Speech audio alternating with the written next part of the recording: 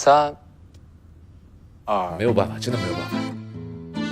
那我怎么能让这个角色一出场就让大家能感受到那个气息？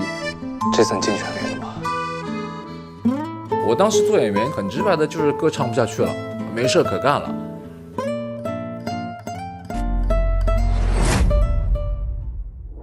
当时一出来之后，就很多人就看完我们的照片就一片质疑声啊，就铺天盖地的。因为喻文州当时有一句台词就是我们蓝屿还有很多属于我们蓝屿的夏天嘛，然后很多网友就评论说，不管你的夏天在不在，反正我的夏天已经没有了。我他妈可怕吗？啊！当时看到我，哎呀，那叫一个心酸啊！然后我们就默默的就暗自在房间里，就大家就互相立了个誓，说，哎，算了，就先别看评论了，我们就踏踏实实演好自己的角色就好了。首先，他出场次数不多，那我怎么能让这个角色一出场就让大家能感受到那个气息？好久不见。所以我就想说，那我就加一副眼镜，但是这副眼镜呢，你也不能随便加。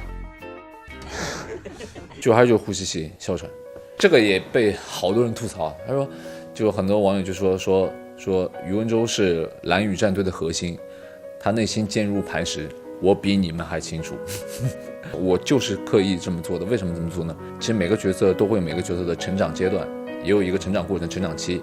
但是喻文州，我的成长线只有一级，我的反转只有一级，我怎么样在一集里面把这个反转做到极致？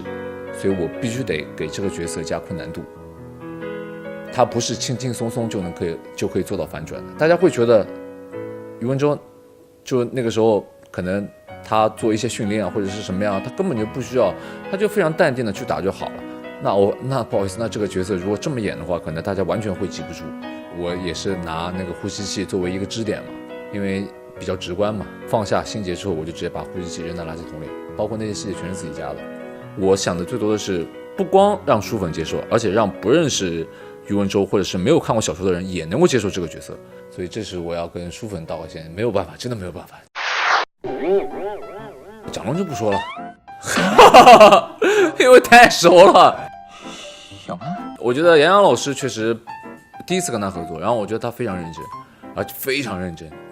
我记得我第一次跟他拍的时候有点惊到我了。之前我会觉得哇，就是帅哥，哇，超帅。我以为他只会来耍帅，结果确实是有东西。我不像你，想的太多。你来说有没有什么一直放不下的情节？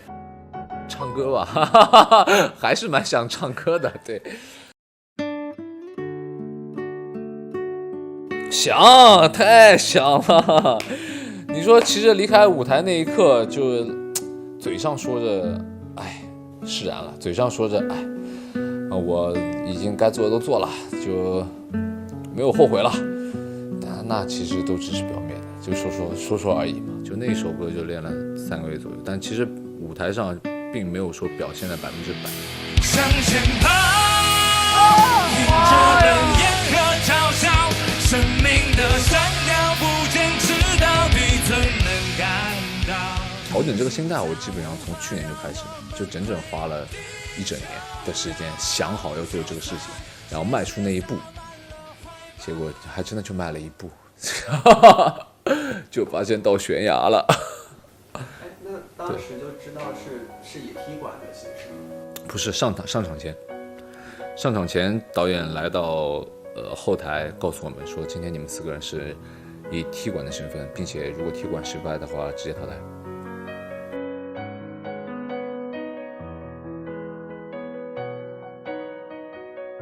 实话蛮沮丧的。对，我其实自己回来之后也调整了很久才调整过来。那问一个比较犀利的问题，你转型去做演员是欢去尝试还是迫于转型去？你这个也不是很犀利啊，你这个迫于转型已经说的很委婉了，很直白的就是歌唱不下去了，没事可干了，我也不知道该干嘛，所以就恰好有这么一个角色的机会，我就去尝试了，结果发现哎，好像能做。好吧，是迫于无奈去演的戏。面对不停的新人出来，你会有压迫感吗？以前会有，现在也有，肯定会有啊。这种危机感是需要有的，因为如果没有危机感的话，你就不会进步啊。以前会觉得哇，谁谁谁好帅，谁谁谁好帅，哇，帅哥越来越多，小鲜肉越来越多，哇，怎么办？我们这些老家伙会被拍死在沙滩上吗？但是我现在想的应该不会。因为我以后要靠实力说话。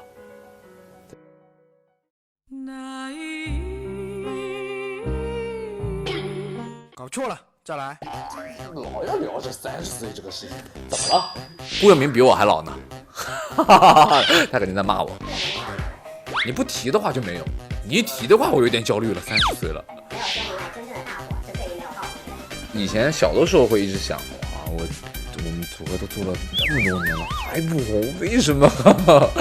然后慢慢的，就随着年龄的增长，这个事情就越来越淡，越来越淡。那这种述的一些例子会听着不加会很羡慕。你说不羡慕肯定是假的，但我不会说把它当成一个标杆，我必须要接一个一夜爆红的角色。我觉得这个压力太大，不用太苛求我一定要怎么样。我觉得那样太累了，压力太大，扛不住。